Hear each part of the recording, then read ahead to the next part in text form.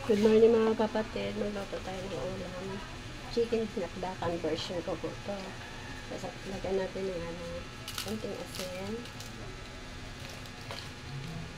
Paminta.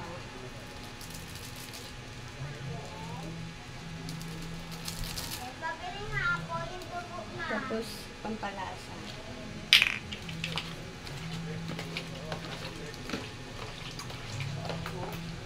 Lagyan natin konting harina. Kunti lang para hindi siya dumikit. Kunti lang.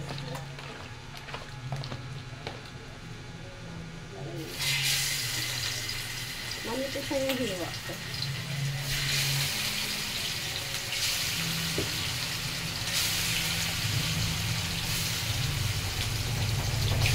Balikan ko kaya. Kapatid, ito na.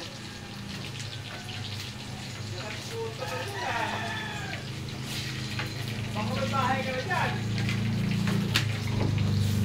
Bakit bahay ka na dyan?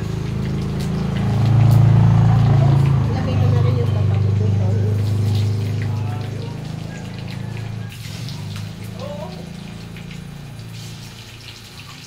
Hindi yung sumipigilis natin, yun din. Yung mga chili, pipritoin ko rin para masarap. Version ko po ito. Konting, ano lang. O, sige din. Patuloy mo yan.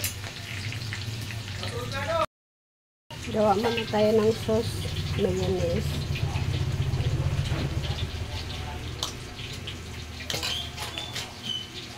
Tapos, reno.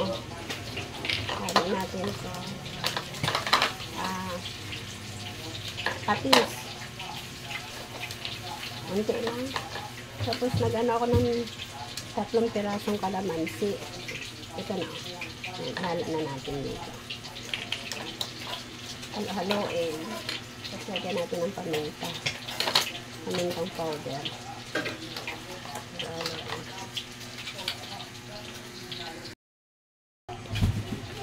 Okay na po. Ito yung piniritong manok. Manok. Tapos tokwa. 3 pirasong tokwa lang to. Tapos yung sibuyas, pinirito ko. Kaya masarap to.